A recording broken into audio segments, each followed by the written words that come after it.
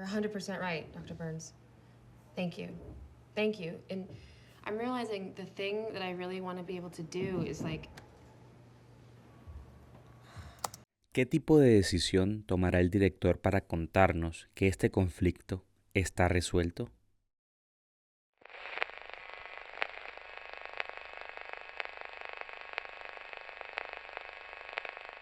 Primero, un poco de contexto. Angela trabaja desde casa para una compañía tecnológica y básicamente se encarga de monitorear las grabaciones de audio que recoge uno de los productos de la empresa, Kimi, un altavoz inteligente.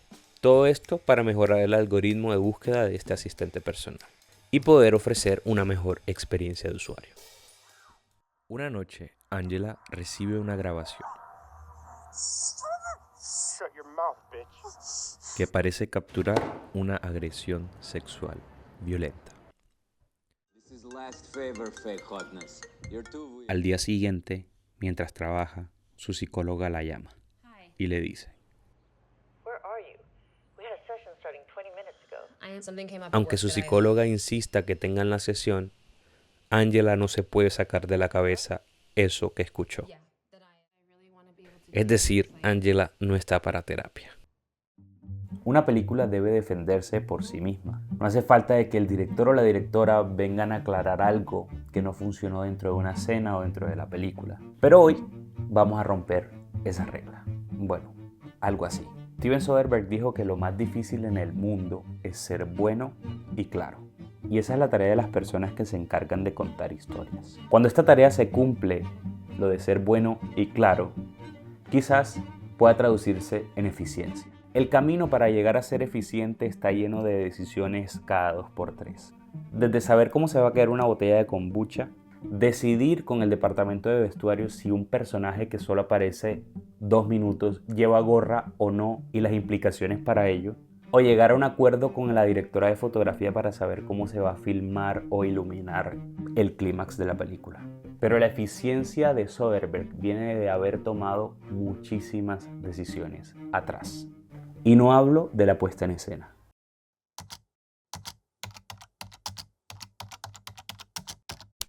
Si medimos la eficiencia por número de proyectos estrenados en poco tiempo, Soderbergh entre el 2018 y el 2025 ha estrenado 13 proyectos como director, 9 películas,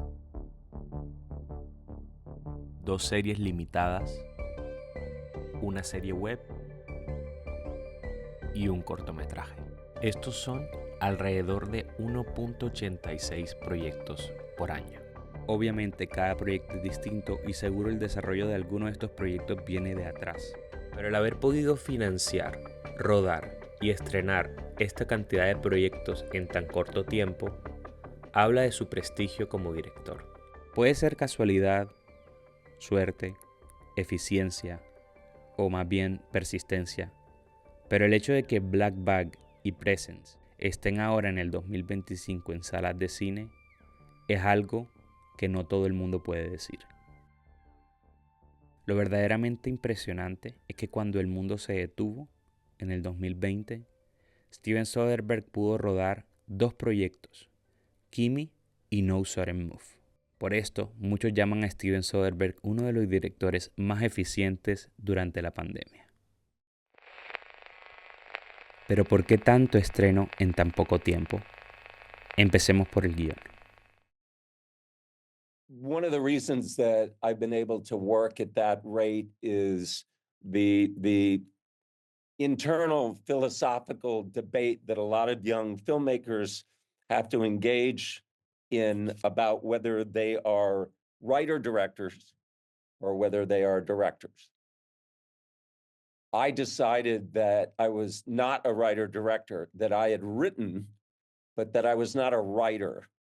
When I realized that and accepted that, everything got better. The work got better, my life got better. Nobody's well is that deep. You can't come up with something good every 9 months. So I just decided I want to work with writers. That's why I can move quickly from one thing to the next. Steven Soderbergh se encontraba en Londres cuando fue a cenar con el guionista David Koepp. y David le presentó una idea de lo que se llegaría a convertir en Kimi. Esto fue 2 años antes de la pandemia. Y no fueron adivinos de lo que iba a pasar 2 años después, en el 2020. Lo cual también es una decisión importante por cómo adaptaron este evento mundial a la historia que se estaba escribiendo. En el 2002, David Fincher estrena Panic Room, con guión de David Coeb. Y esta película, gran parte de su metraje sucede dentro de un apartamento. Bueno, de un Panic Room, pero dentro de un apartamento.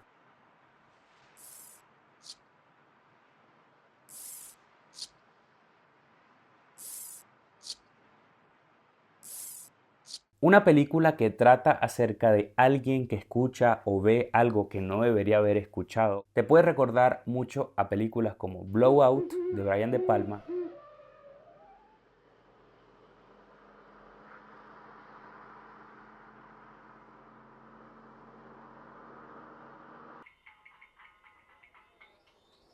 The Conversation de Francis Ford Coppola, Kill us if you got the chance. Oh no. o Rear Window de Alfred Hitchcock. Oh no. What?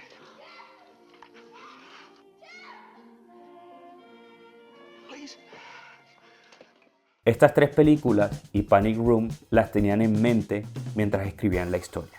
Pero había una película en concreto que lo hizo abordar la escritura y la visión de Kimi.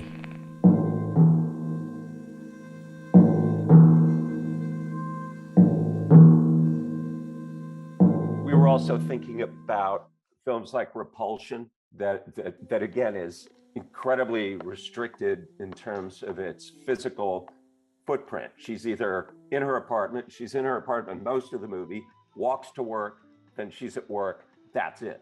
That's a challenge, but I think when you're forced to think laterally instead of vertically, so that whenever you're trying to address a problem, you're not going to that place of, well, we just need more money, it just needs to be bigger. David and I think, don't necessarily think that way. He works in a really efficient way, so not many takes, wrapping really, really early, which is just a revelation to me, because that's not normally the type of gig that I end up signing up for. Para alcanzar esta eficiencia hay mucho trabajo en el set.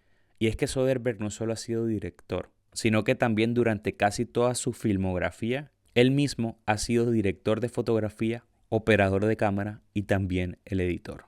Y tanto Soderbergh como un director o directora que solo se encargan de dirigir deben saber cómo narrar, cómo mantener el tono, cómo se va a mover la cámara, qué sucede en la escena, cuál es el conflicto, cómo va a ser la puesta en escena. Todo eso y mucho más a la hora de dirigir.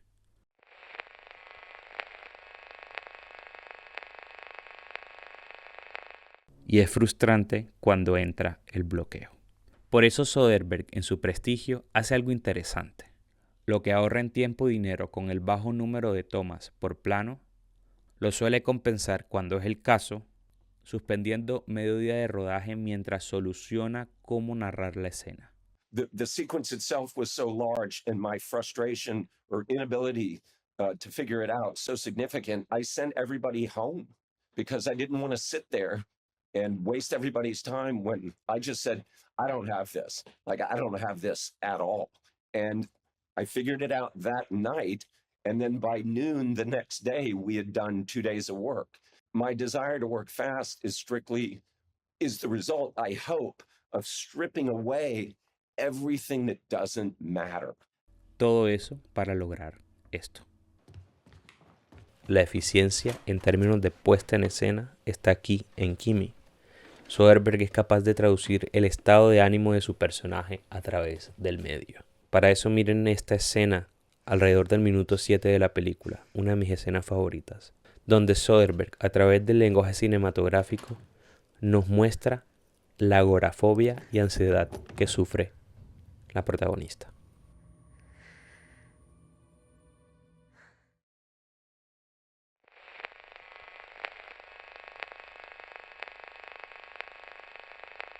En esos años donde las plataformas de streaming cada vez más le estaban quitando público a las salas de cine, llega una pandemia que cierra los teatros y unos productores con películas ya finalizadas pensadas para la pantalla grande. Y ahí Soderbergh fue uno de los que marcó la diferencia. Por eso Kimi, Laundromat, Let Them All Talk y No Sudden Move fueron diseñadas exclusivamente para plataformas de streaming. Estas son películas de rango medio para adultos. Puedo intentar hacer estas películas para que funcionen en salas o puedo ir a donde están viendo los ojos y hacer a mi audiencia feliz. La eficiencia en términos de sacarle el máximo provecho a los recursos con los que cuentas básicamente podría resumir la carrera de Steven Soderbergh. ¿Recuerdan esa época en el 2018-2019 que estrenó 2 películas rodadas con iPhone? Sabe a lo que se enfrenta, sabe qué tipo de película está haciendo, si va para plataformas o para salas de cine, pero también ha hecho películas interesantes, con guiones muy buenos que le han permitido trabajar con actores de la primera línea de Hollywood y con presupuestos medianamente modestos en comparación a los blockbusters en los cuales estos actores suelen trabajar. Son 35 películas, con más de 35 rodajes seguramente. Quizás la eficiencia la da el tiempo, pero si ahondamos a fondo, donde inició todo fue en su infancia. My father was a real workaholic in the sense that every night at the dining room table, after dinner was done, he took the table over and then continued to work. And if you were at my house, you would see that that's what happens with me as well. But he loved his work. That's where I got that sort of sense of purpose was from him, because he loved what he did.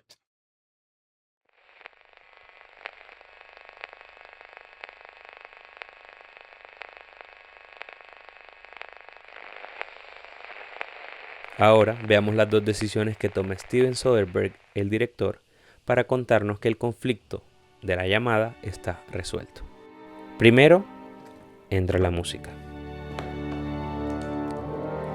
Y segundo, la cámara gira sutilmente para mostrarnos que ahora su portátil personal ahora solo está para el trabajo, para resolver el siguiente conflicto.